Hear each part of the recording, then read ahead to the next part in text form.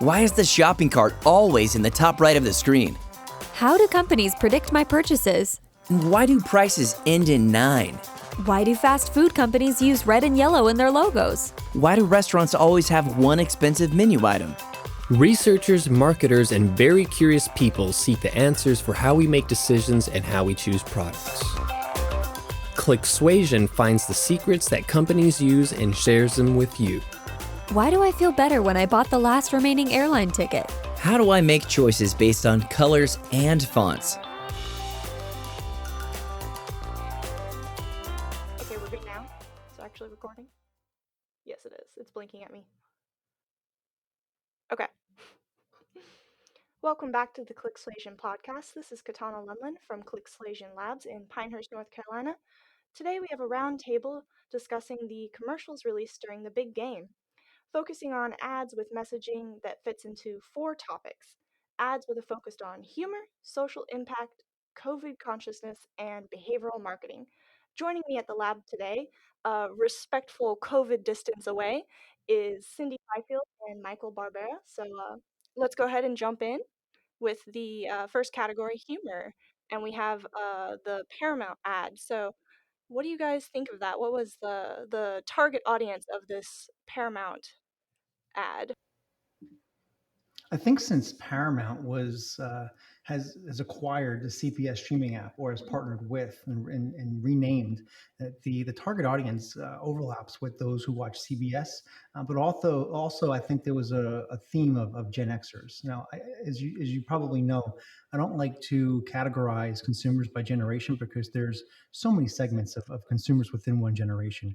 I think there was an overarching theme for all the Super Bowl ads is that many were targeting Gen Xers. So if you look at the Paramount commercials, we saw Patrick Stewart, who is most memorable from his role on television in Star Trek and then through the Marvel X-Men series. So this is going back 20, 30 years, 40 years of television. Additionally, Beavis and Butthead made a cameo in these commercials as well, making references to crack jokes. And then we have Snooki, who is, we might think it's recent and relevant, but Snooki's time on television is coming to 15, 16 years old. It's been quite a hot minute since Snooki took the reins on MTV. Doesn't seem like it. No, time definitely flies by. But if you look at a lot, so what I like about the Paramount commercials is that there was small touch points of humor and familiar faces. There wasn't just one Paramount commercial. There was, I think, 3, 4. There were 4 total. Okay. Yes. Because I could not remember the total amount, but they were short and they're memorable because they have familiar faces in them. There was humor from Beavis and Butthead, from Snooki, from Bryson DeChambeau of the PGA Tour, Patrick Stewart, and several others as well. So we're looking at these familiar faces, people who we know, like, and trust, or who we know, like, and trust as their characters on television, and then add that with humor and small touch points to make it memorable. I think Paramount did quite a good job on reaching a large audience on Super Bowl Sunday.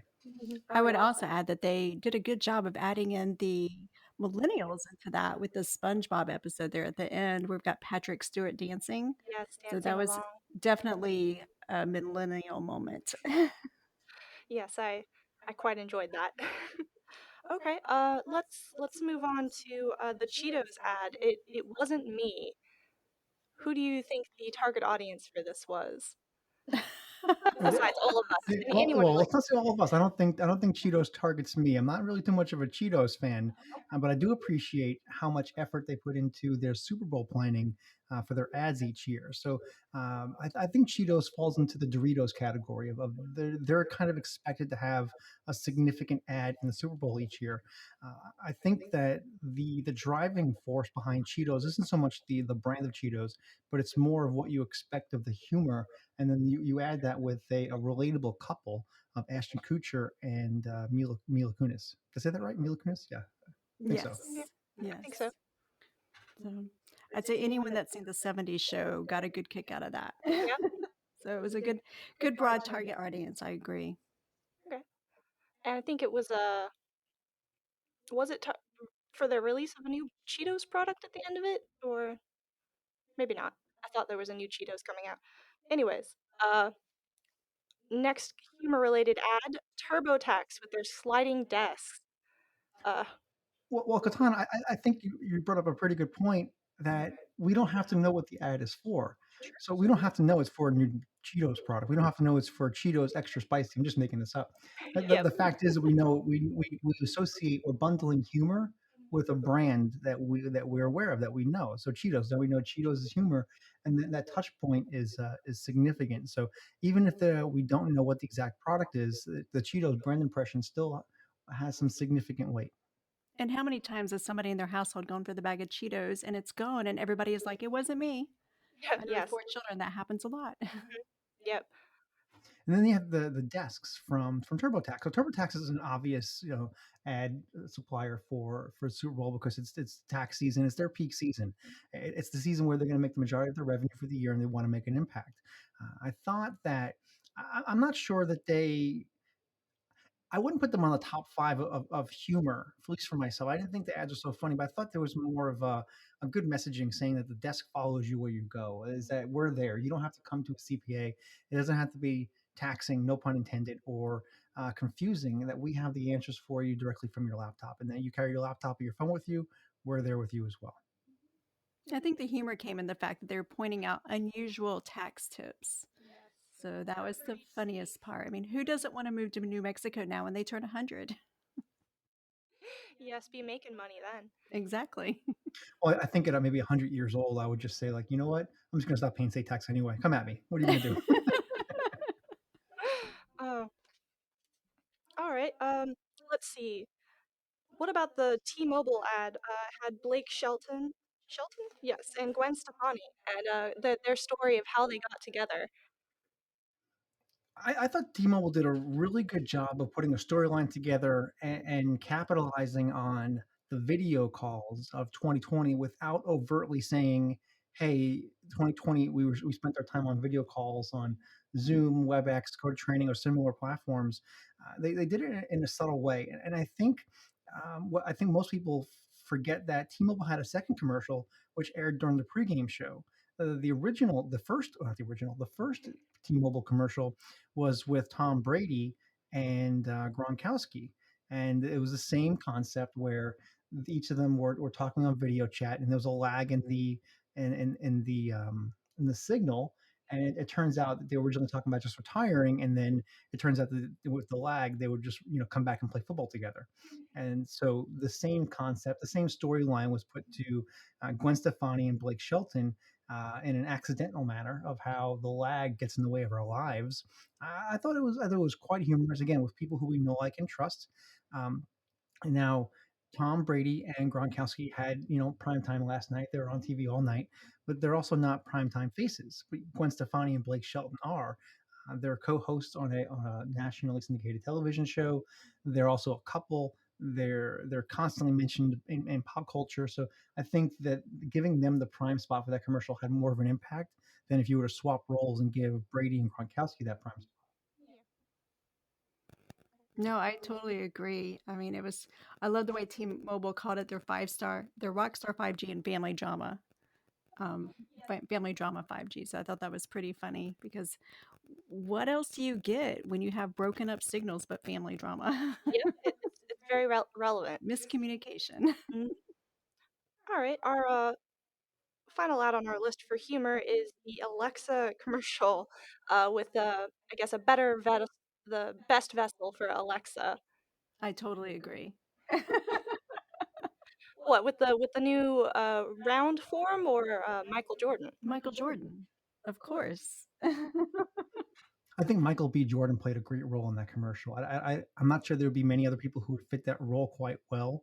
But then I'm not sure who the actress's name is that played in that role as well. I think she carried that ad in acting out her desire to be with Alexa, and Alexa's her new partner. I thought that her acting in there was what carried the ad. I don't think you carried it as an ad. I carried it as somewhat as like a short clip or a Queebly, as if they're still around, like a 5 minute episode. Even though it wasn't 5 minutes, it still felt like you were in it.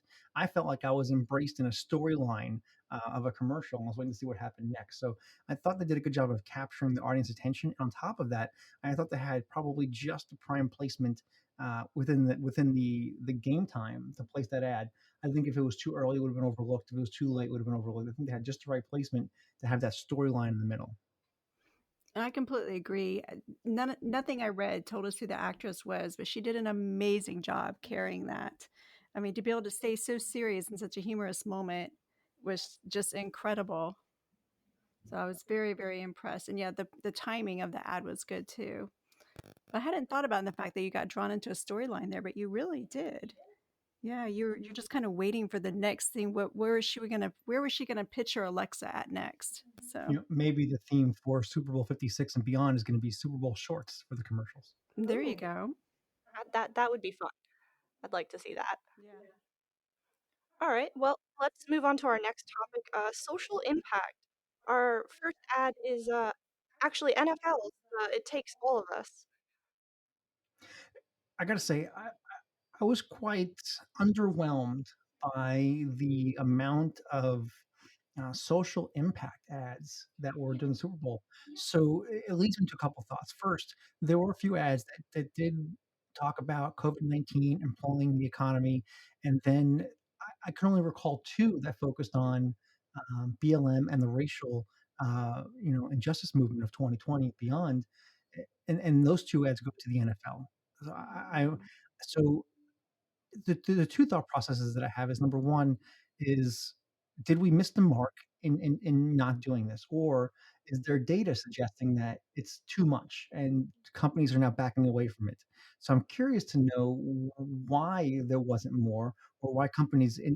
I'm more than likely going to assume that marketing departments had internal discussions about where they wanted to go with the ad and the messaging, how it aligned with the brand talking points. And I'm curious to know what data, if any, drove that decision to stay away from more of a racial injustice topic? Because at least going into the Super Bowl, I expected to see probably a good portion of ads go that direction. Yeah, there were a significant amount of ads that were more, well, tried to be more humor related, and then not very nearly as well with many with a social impact or even COVID related, given uh, COVID, well, this past year and ongoing. I know the research I've been doing about messaging has really led me to believe that people are just tired of certain words, that they're exhausted thinking about it, and that they are ready to move forward. They're tired of being on the offense. They want to be on, I mean, they're tired of being reactive. They want to be proactive at this point. So it didn't surprise me at all that we saw a lot of humor this year. I was also surprised though at the fact that we had so little in the social impact in the COVID related ads. But again, that kind of follows where my messaging has been going is that people are ready to move forward.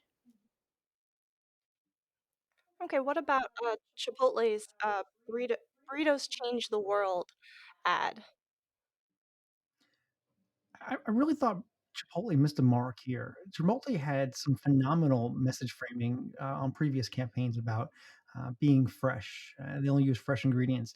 I thought they kind of segued from that in not a good way.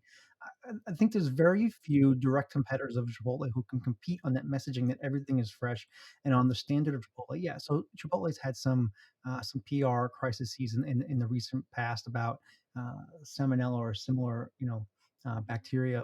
But still, to offer all fresh ingredients, I think that's a messaging that you shouldn't steer away from because it's got value, whereas most of your big competitors can't. And that's one of the reasons why many Chipotle customers stay loyal. So I'm not sure of the behavioral impact of the Chipotle ad, but I'd be curious to see the quantitative impact on the data for their sales and what their call to action was. It was more of a oh my goodness, I can't even say it, sustainability ad as opposed to a social impact. But I think that their thought was if we can change the world, so can you. Okay, makes sense. All right, our last social impact ad is indeed the getting people jobs. Well, so I might be a little biased in this. So my personal mission since the pandemic started has been to create jobs and keep people employed. Indeed has been one of the platforms that I've used to host job descriptions and receive applications. Indeed has a fairly intuitive platform and it's fairly easy to use for most people. I believe that the ad did touch on that and hopefully. The metrics that support that follow the ad support the message campaign. What I thought was really neat with the ad is that they were running a campaign online at the same time as running the ad, where you could hashtag hiring now and they would list you all the jobs in your current area that were hiring at that time to help get people moving forward. Very intuitive way to get people Yeah. all active. They weren't the only ones running online campaigns at the same time. So for the areas that were in the Reddit area, there's only like 7 different areas that received their ad. It's a 5-second ad, but it literally led people back to go, let me go look at the website and see what's going on. Why was that so fast? So 2 points there. I think one, it goes back to the Fire Festival advertising, Firefest advertising of the one solid color on the Instagram photos, and then it also goes to um, I lost my train of thought. All right, so I was going to talk about the colors. That's okay. I'll skip that. Oh, yeah, no, that's what I was going to think about. Wow, I'm all over the place. Anyway, at the beginning of the Super Bowl, somewhere around the national anthem, there was a message about social impact, and the prompt on the screen was tweet these emojis to show you support. And the emoji was the clapping hand fingers, the clapping hands. But it was to showing you to text all 5 or 6 skin colors of those hands. And that's not very intuitive. That's a lot of clicks. That's a lot of thumb movements to choose, hold, long press, choose your color, come back up, go back in, long press, pick the color, that's a lot of activity just to get one tweet out. So, although on paper and on concept, it looks like a fun campaign, but how likely is the user actually going to follow through that action? So, how many clicks or long presses are required to put 5 clapping hand emojis of different colors into a tweet? It's taxing on a user, and it's likely not to happen. Well, and I don't remember seeing that at all on Twitter when I researched there this morning to see what was there about the Super Bowl. I didn't see anything regarding that. So I wonder if maybe people just missed the point or they just didn't see it Yeah, being so early in the game there, right there at the beginning. Not everybody has the TV even turned on. yep. Getting ready for the big game, maybe not quite watching that segment yet. Okay. All right. Well, let's move on to our third category, the COVID ads, and maybe it has something to do with people are tired of COVID. They kind of want to move on to things. There weren't very many COVID ads. YouTube had one that I wasn't very. It took me a minute to realize it was YouTube. What do you guys think about this? So Let Mike go first. I really believe YouTube missed every mark possible on this ad. I don't doubt that the movie they created is a phenomenal watch. I haven't watched it, but I'm sure it's good. I'm sure I'll enjoy it. But the trailer, the commercial doesn't get me excited. It seemed it was very monotone. It was bland. It was very dry in color. If you're watching, there's a science to creating trailers.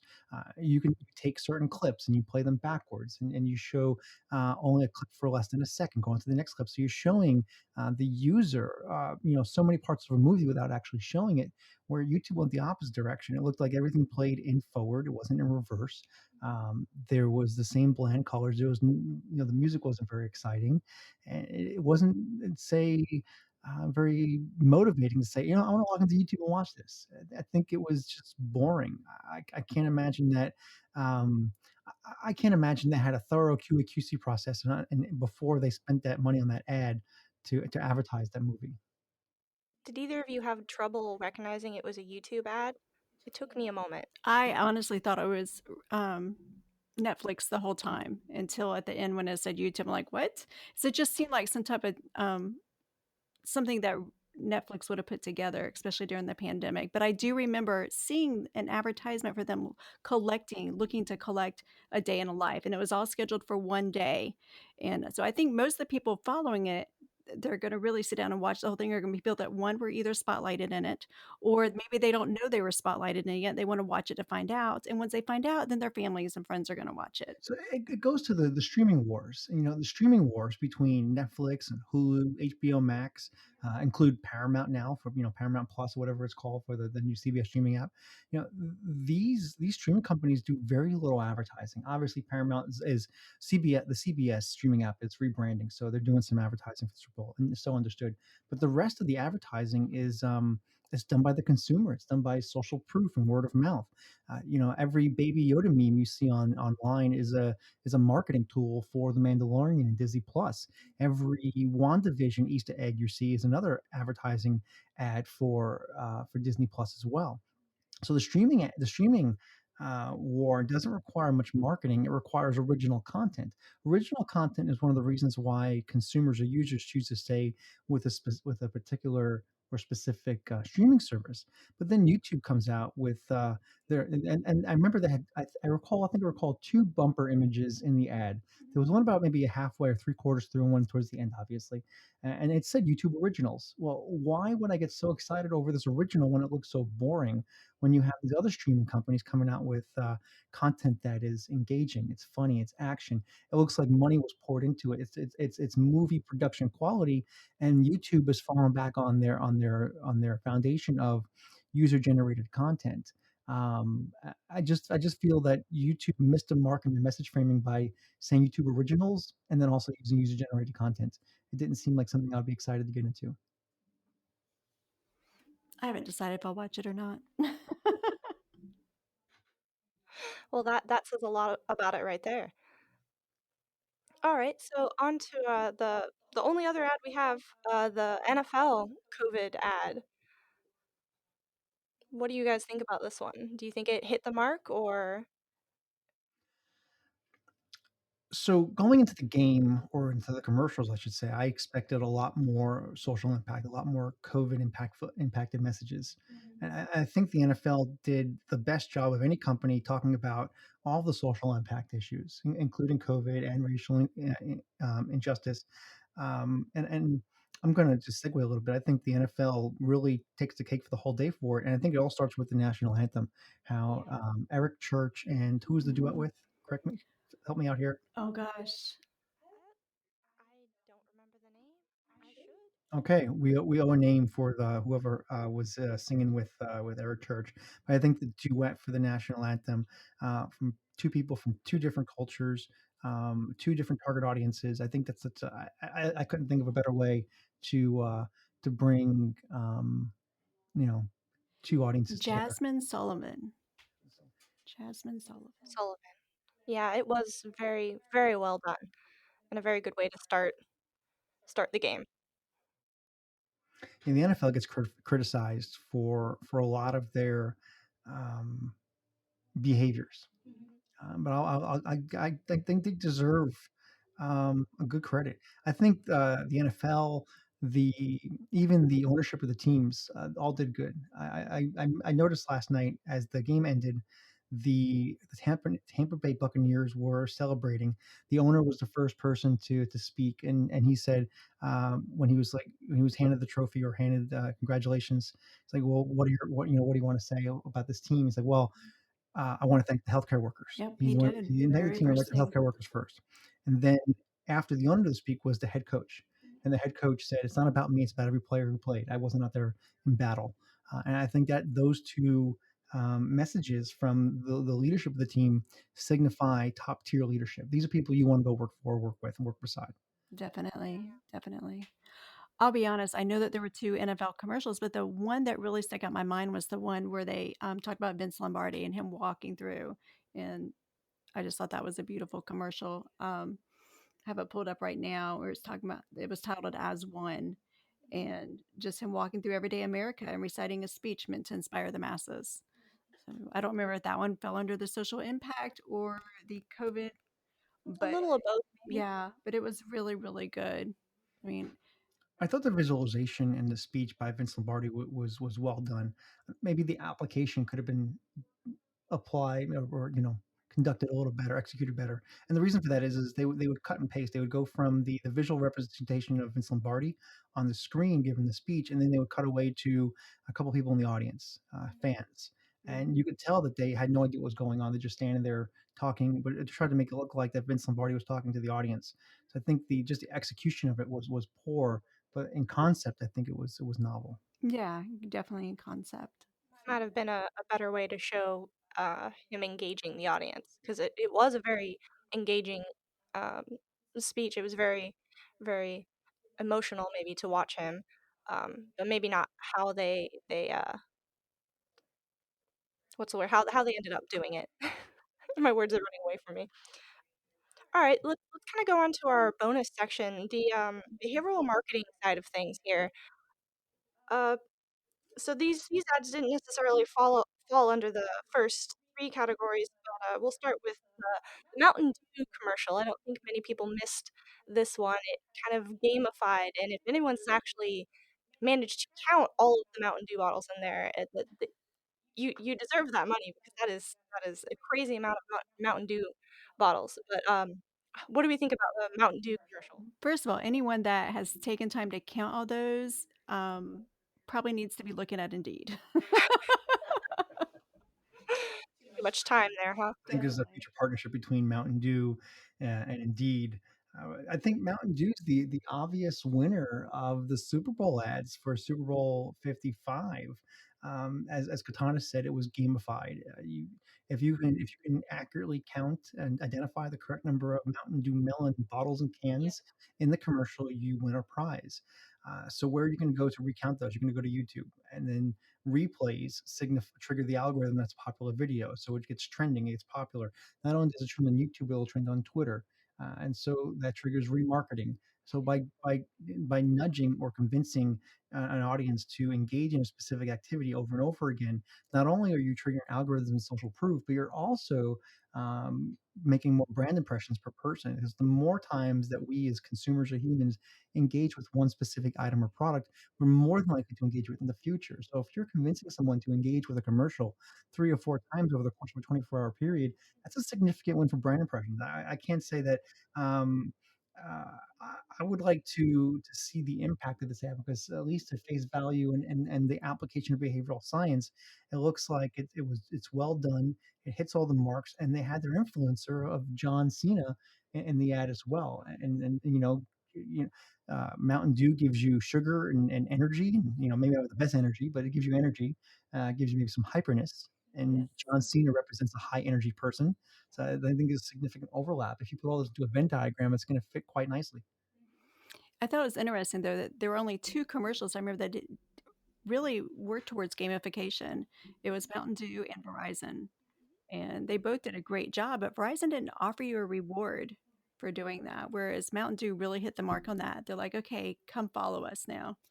I mean, it was great at the end of the Verizon commercial, the big fish coming up, and but it was really cool to see that gamified. But I would have thought there'd been more gamification because that's become such a big part of our life during COVID. How many people waited months just to get a gaming unit for their kids, just to give them something to do when school was out? So Yep, and it's a great way to engage with your audience as well, to get them, as Mike said, engaged in talking about it, in retweeting about it, in engaging with the brand. yeah. Okay, so our other behavioral marketing ad was McDonald's, which was, I guess, a little bit more subtle, perhaps, kind of targeting the Gen Xers, which I didn't realize at first, but So I think the best ads that use behavioral science and persuasion are the ones that we don't know are using persuasion and behavioral science, because it's subtle, it's impactful. Here's why I believe that McDonald's really takes the cake, and I think they fall behind Mountain Dew as the number two winner, or the second place in the Super Bowl ads. The McDonald's ad, I believe, ran during the pregame show or somewhere towards the beginning. The ad focused on people driving their vehicles through the drive-through, and they were singing, songs that are popular for singing along on road trips. All the songs are from the 1990s or early 2000s. Additionally, as the actors went through the drive-through and placed an order at the squawker box, they placed an ad for number one. A number one. I have a number one with a Coke. I have a number one with this. I have a number one. I have a number one. Well, the target audience who is more likely to order a McDonald's meal by the number of the value meal are Gen Xers. That the willingness to order a McDonald's meal by number significantly decreased in the around the 2006 2008 time frame. and then it's declined since. But those who continue to order that way, at least in volume, are Generation Xers. Additionally, at the end of that commercial, the McDonald's logo on the bumper image was the golden arches surrounded by a red square, which is the original logo, not the original logo, but a logo that was used from a period in the 1980s and 1990s. So it's triggering nostalgia. It's triggering, the thoughts of being in a happy place that's not 2020. So I believe McDonald's really takes the cake. Now, are they going to have a significant impact from one ad? Probably not. I think the impact of the ad is going to be more time based, more longitudinal, and it's going to be based upon how many times a consumer sees the ad and they can relate to it. And I think just the brand impression of saying, McDonald's is here, we're safe. We may not be the healthiest, but you trust us. Does make an impact over time to their target audience. Well, it's interesting because they compared this ad to carpool karaoke. Yeah, that's a lot of the stuff I read this morning. That's what they've been comparing it to, carpool karaoke, and the fact that it was inspired by the fan truth that so many of us share, which was visiting the drive-through in the 2020, and how many times were you not just sitting there waiting your turn in that long line with the music blared up and singing? And I guess they took that concept from what they were seeing themselves. That's smart of them. Something that we can all relate to. I know I've done that. Yeah, they said what they said back at the end of it was that they wanted to do something um, that would bring these to life in ways that their customers would actually talk about them. So I know I can say I've done it with the windows closed, of course. We shall not judge one another by what we sing in the car or the shower when we're alone. Exactly. That brings us to episode 2. All right. That about wraps it up for our big game ads. We've covered the humorous ads, the COVID conscious ads, the few ads that had some social impact, and our kind of bonus behavioral marketing ads in Mountain Dew and McDonald's. So thank you, Mike, and thank you, Cyndi, for joining me today. From Persuasion Labs, this is Katana Lemelin. Thanks for listening to ClickSuasion. Subscribe to the podcast, read our research, and get in touch with us at clicksuasion.com. You can also find us on Twitter with the handle @ClickSuasion.